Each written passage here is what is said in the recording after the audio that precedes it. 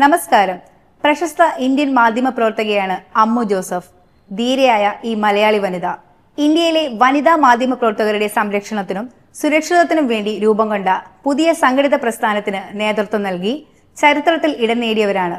എഴുത്തുകാരിയും ഗ്രന്ഥകർത്താവും English മാധ്യമ പ്രവർത്തകയുമായ അമ്മു ജോസഫിന്റെ ജീവിതം അനാവരണം ചെയ്യുന്ന ഡോക്യു ഫിക്ഷനാണ് മാധ്യമജാലകത്തിന്റെ ഈ ലക്കത്തിൽ. കേരള മീഡിയ അക്കാദമി നിർമ്മിച്ച ഡോക്യു ഫിക്ഷൻ സംവിധാനം ചെയ്തിരിക്കുന്നത് ദേശീയ അവാർഡ് ജേതാവായ ഷൈനി ജേക്കബ് ബെഞ്ചമിനാണ്. മാധ്യമജാലകത്തിന്റെ 386 എപ്പിസോഡിലേക്ക് സ്വാഗതം.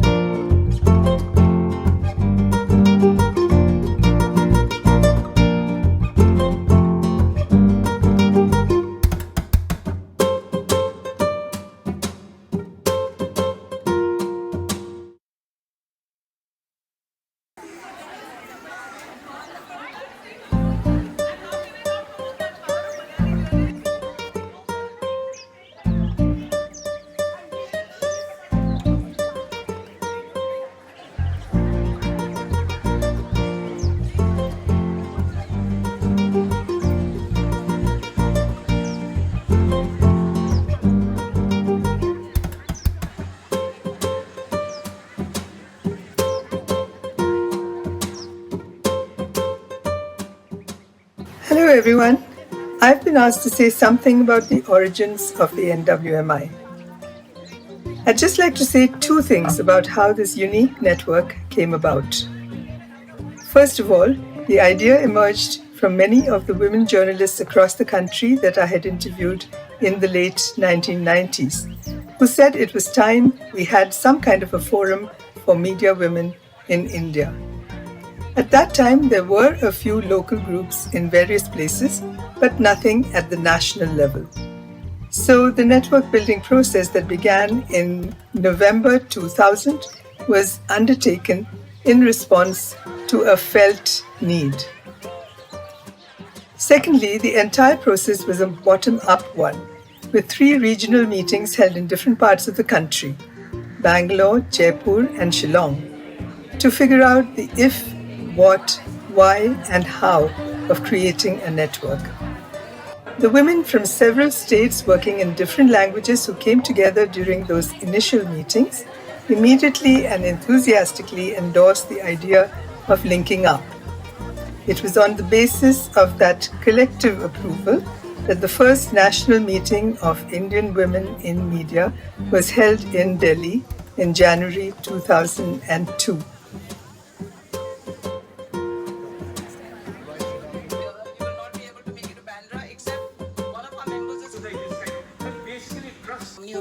But a couple of days ago, the Bombay High Court... they will decide it by Monday or so who the judge is.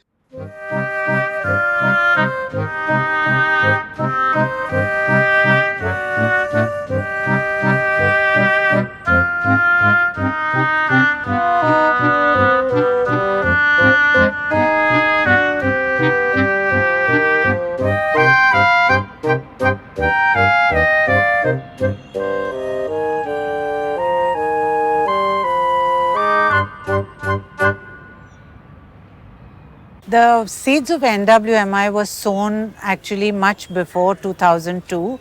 2002 Delhi January was when the national network emerged. There was a meeting at the IIC, the India International Center. There were about 100 women journalists from all over India.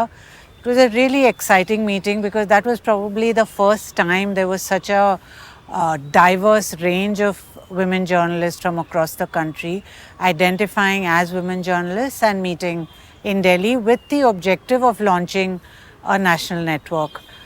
Before that, there had been regional meetings in the east, in Shillong, in Jaipur, in the south. And the national meeting was like a culmination of all of these meetings. So the groundwork, the roots, so to speak, had been laid mainly by AMMU, who, based on her research on women journalists, identified the need for such a network. And I think that was really the most brilliant part of it, the identifying the need. Because once that came out as a felt need and an objective, that was when everyone rallied around. And there's been no looking back really from 2002 onwards. We are now 22 years old, almost 800 women journalists. And AMMU was the one who had this vision of keeping it broad, not only women journalists, but women in the media.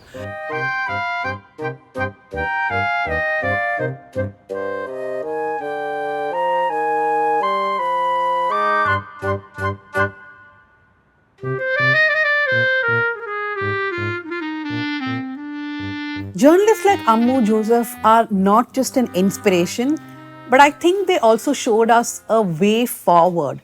Now, we meet a lot of people in our lives, right? People who just continue to do their thing. They're bothered about their own small circles, their families. I mean, I'm not finding any fault with them. People can live on selfishly in their own small cocoons. But there are people like AMMU Joseph who decided that that's not enough. We have to have sisterhoods. We have to have solidarity. We have to come together. And no one really asked them to, no one forced them to, but they came by themselves voluntarily. And that, I believe, has given an opportunity for so many women to look at not just their journalism, but also to understand that one has to go beyond just being a journalist doing their own stories. It's also about standing for the community. It's about adding strength to the community. Like talking about AMMU, I mean, she has been a mentor. She has always been there.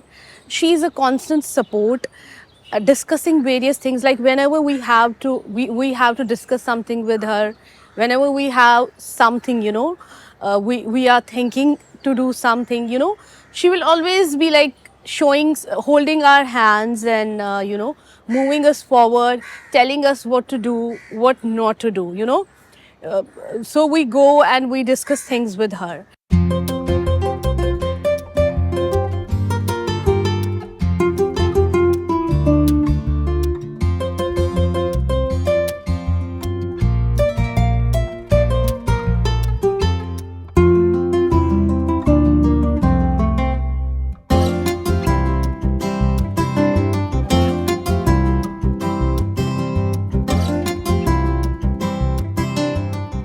See, a lot of people see networking or network as something where you have to really go and be a part of it to make things happen.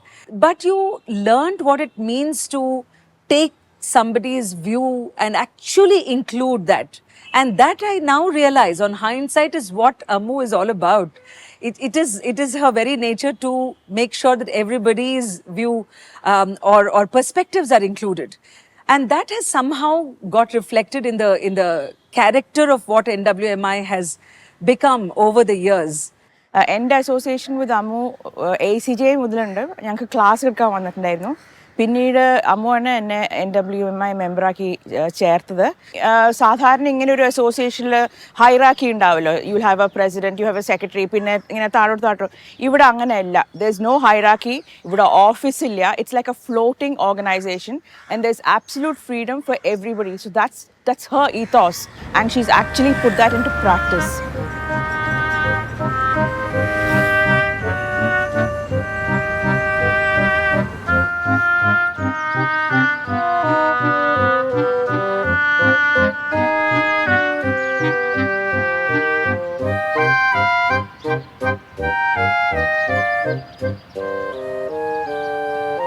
Network of Women in Media India എന്നാണ് അതിൻ്റെ പേര്. It's a timely organization which came out of itself, probably to salvage the spirit of journalism. Network of, ഞങ്ങളതിനെ sisterhood എന്നാണ് വിളിക്കുന്നത്. Sisterhood എന്നുള്ള അർത്ഥത്തിൽ, അതായത് സാധാരണഗതിയിൽ ഒരു ജേർണലിസ്റ്റ് സംഘടന, ജേർണലിസ്റ്റിൻ്റെ ഒരു നെറ്റ്വർക്ക് സാധാരണഗതിയിൽ അത് കൂടുതൽ ഗവൺമെൻറ്റിൽ നിന്നുള്ള ഓർഗനൈസേഷൻ ഓരോ ആനുകൂല്യങ്ങൾ പിടിച്ചെടുക്കാനുള്ളതോ ആയിട്ടോ അല്ലെങ്കിൽ ഒരു ട്രേഡ് യൂണിയൻ സ്വഭാവമായിട്ടോ പരിണമിക്കുമ്പോൾ ഈ സംഘടന മാത്രം അതിൽ സിസ്റ്റർഹുഡ് ആണ് അതിൽ എംഫസിസ് വരുന്നത്. എന്താവശ്യം വന്നാലും പരസ്പരം സഹായിക്കാനുള്ളൊരു സംഘടന എന്നുള്ളതിനും അപ്പുറം it's intended as a professional organization, for the professional mentoring of each other.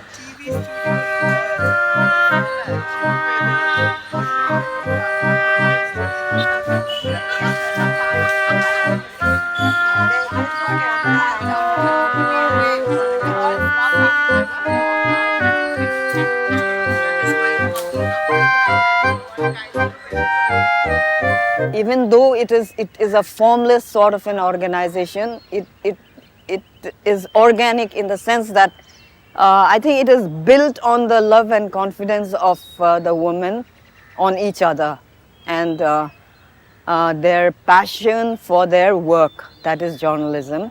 Personally, this organization has been like a sisterhood to me because when I was ill with cancer, and they all came out to support me, both financially. Also, all of them, they contributed to my medical treatment, without even asking.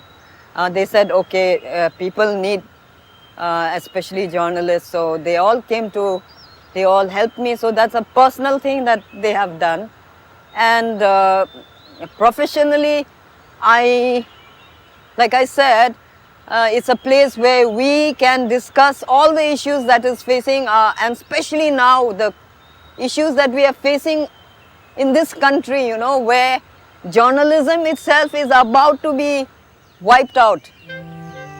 This is where we come together, and this is where we draw sustenance from each other about what is the role of journalists to safeguard our country and our democracy. And this is how we gain sustenance from each other, because all of us know that what is the right thing to do, and we encourage each other and be the support for each other. So I should say it's one of the most important journalist associations that we have, not only in the country, in the world. 2 decades of watching this baby grow into this confident all pan-India network, and many times a journalist network is sometimes can get to be an elite club, but not so in our case. Navodayam in Chittoor, Jayanti Buruda in Malkangiri, Augustina in Jharkhand. Many of us have had the pleasure of interacting with sister journalists and media women from across not just the cities but also remote towns, and that has truly been NWMI's strength.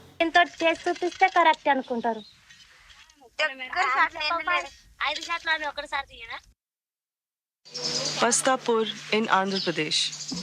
A small group of non-literate women have chosen video for self-expression and for expressing the concerns of others like themselves.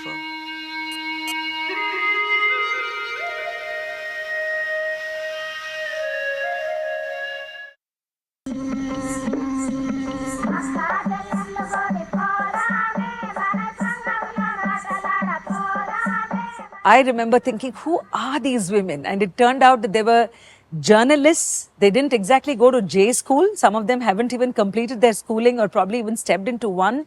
But they were so spunky. They all came together to do some remarkable path-altering work in Chittoor. Things like reporting on child marriage, against caste discrimination. They would travel to villages. They would actually be invited to those same homes that had kept them away because they were Dalits. So this was the Navodayam women. And when they started coming to the NWMI meetings, many of the people would actually look forward to that.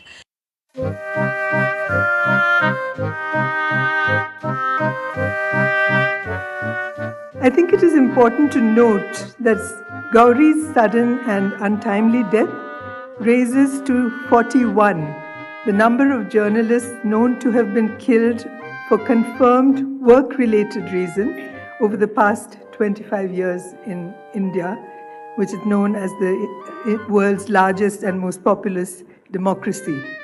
There is a plan to, sort of eliminate dissenting voices, either by pushing them out of the media or silencing them through fear or actually killing them. It's going to cost us this false democracy. They'll try and crush us. They cannot hush us. Your words, your legacy. Too many of us.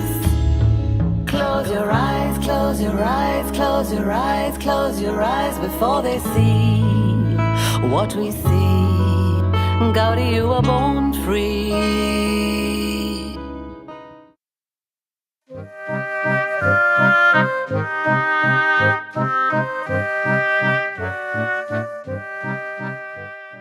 NWMI as an organization has never shied away from saying what is the reality. It does not matter who they end up angering, whether it's a state government, whether it's a union government, whatever it is, when it has come to standing with women journalists, they've always done that, despite the risk that you get branded as anti-national and so many other different things. So that way, this is an organization which all of us can fall back on, not just for getting support on personal issues or on legal issues, but also on the larger problems that the media and the country itself is facing. We have members in NWMI who face cases under UAPA, defamation, and even many other criminal laws. And it's not an easy battle for most of these women. So people are trying to fight these cases. People have been fighting cases for 10 years, 15 years, and organizations may not stand with you. People around you will move on. So who will stand with you? That's where I personally feel that NWMI has always stepped in. I mean, there are several times when we have simply accompanied a colleague of ours from NWMI to a court, or we have gone with them to meet a lawyer right behind you in the courtroom. We are there for whatever support that we can muster. And I make a point that wherever I go, and if I see two other NWMIers, we have to immediately click a picture just to show that, hey, we are here too.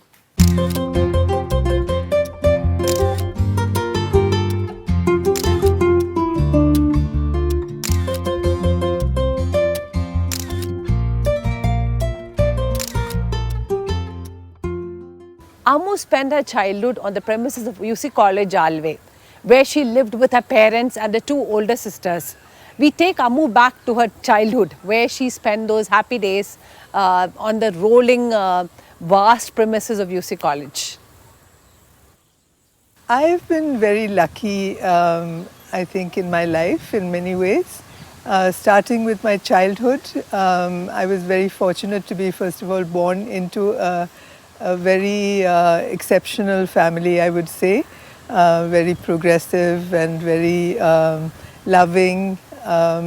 We had a really happy childhood, and it helped that we were all in the UC College campus, which was also like one large family. There were many families there living in their separate houses, but it was like one big family. നിങ്ങളുടെ വീട്ടിലെ 3 പെൺപിള്ളേര്, Thomas സാറിന് 3 പെൺപിള്ളേര്, ഇവിടെയും ഇവിടെയും 2 പെൺപിള്ളേര്. പക്ഷെ അവര് നിങ്ങളെക്കാളിലൊക്കെ much യങ്ങറാണ്. No, Anumon and I were friends. Maybe she was a little younger.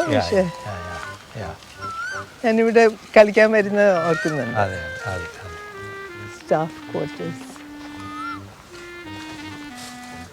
Yeah, this must be the house. My God, looks so different. In fact, ഇവിടെ ഇരുന്ന് family photo എടുക്കുന്ന ഞങ്ങൾക്കൊരു ഫാമിലി ഫോട്ടോ ഉണ്ട്. ഇവിടെ മാവും ഒക്കെ ഉണ്ടായിരുന്നു. എൻ്റെ അങ്കിൾസ് 2 പേരും ഇവിടെ പഠിപ്പിച്ച. അപ്പോൾ അവരിവരെല്ലാം ഇവിടുത്തെ ഫാക്കൽറ്റി ആണല്ലോ. അപ്പം ഞാൻ എൻ്റെ നാട്ടിൽ നിന്ന് തിരുവല്ലയിൽ നിന്ന് ഇവിടെ വരും സമ്മർ വെക്കേഷൻ സ്പെൻഡ് ചെയ്യാനായിട്ട്. അമ്മുവിൻ്റെ അമ്മ ഫാദറിനോടൊപ്പം തന്നെ വിദ്യാഭ്യാസ യോഗ്യതയുള്ള ഒരാളായിരുന്നു.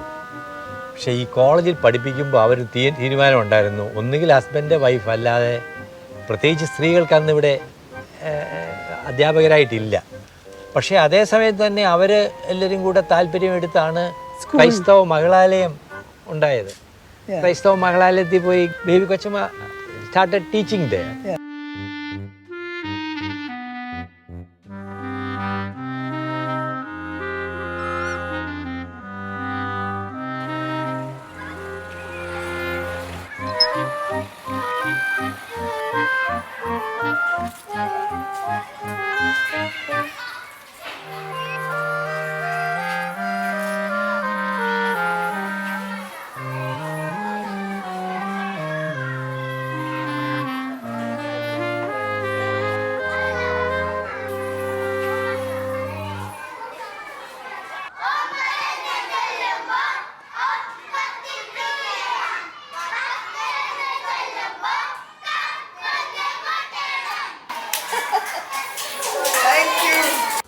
So I did my pre-primary nursery school and pre-primary there, and also first standard in the, I think, the government lower primary school, which was very close to the campus.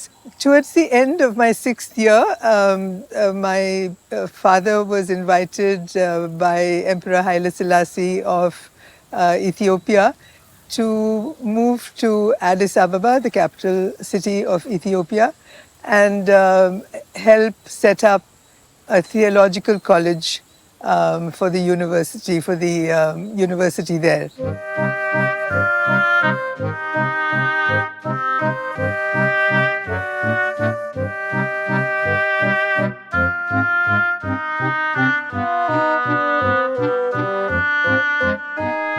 Anyway, after 7 years in Ethiopia, I was in high school at that time. I think I was 13. I was 7 when I reached there, and 13 or 14 when I left. So my father was again invited to move to Geneva, Switzerland, to become the Secretary for Education at the World Council of Churches headquartered in Geneva. And I went to the International School of Geneva, which had students from all over the world.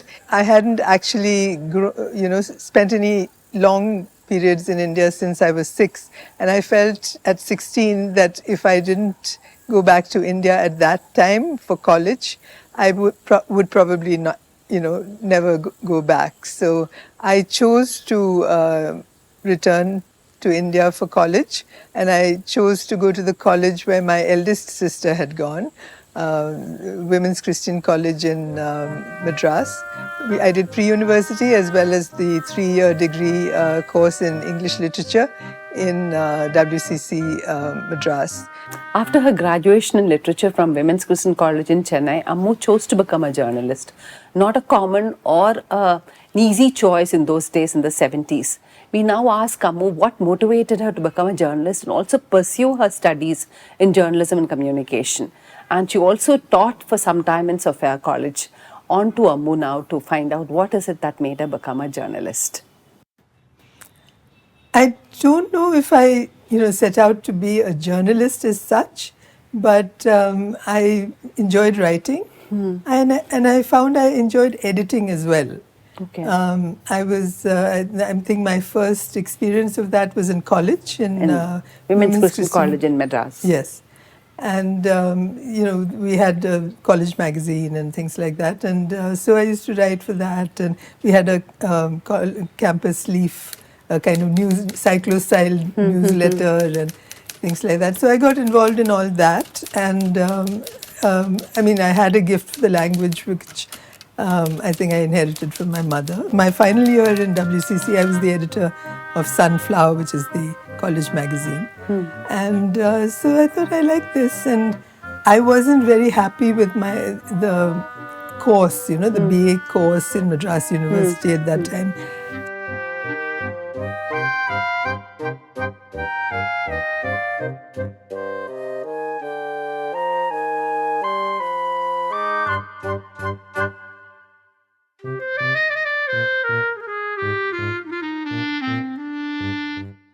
I decided I was not going to do a master's, but I looked for a course I could do in communications. And that's when I went to Bombay, to the Sophia College Polytechnic. And so I did that for a year. And as part of that, there was an internship period, a month internship that was required. So it happened that I got the internship in Eve's Weekly, which was one of the two well-known commercial women's magazines in the country at that time. And then they offered me a job. For 6 months, I joined as sub-editor and reporter, Eve's Weekly and Star and Style. I think the recognizable names, a lot of them may be recognizable, but Sharmila Tagore, Shami Kapoor, as you said, and Shabana Azmi. Rajesh Khanna. Rajesh Khanna was the one person who didn't actually speak English very well. And my experience in those 6 months was that actually they're extremely kind and courteous, and certainly no hanky-panky or anything like that. So after 6 months were over, you went to your Syracuse University, I went to right? Syracuse University for a degree in journalism, and it was the S.I. Newhouse School of Public Communications, and they had everything TV and this and that, but I chose to do magazine journalism. It was a very useful course, and the other interesting thing about that period in Syracuse was that there were two things I'll talk about. One is that as part of the course, we had to also take courses in other schools. And then for the sociology department, I did a course called sex role socialization, or sex roles, or something like that. And that was actually early stirrings of, I mean, that it wasn't called gender, but I think that whole thing of how people are sort of programmed into becoming male or female, and what that means, and all that was something that course opened my eyes to. And then in one of the courses, we had to do a paper on any publication, any existing publication. മാധ്യമജാലകത്തിന്റെ ഈ ലക്കം അവസാനിക്കുന്നു. ഡോക്യുമെന്ററിയുടെ തുടർന്നുള്ള ഭാഗങ്ങൾ മാധ്യമജാലകത്തിന്റെ അടുത്ത എപ്പിസോഡിൽ കാണാം. നന്ദി, നമസ്കാരം.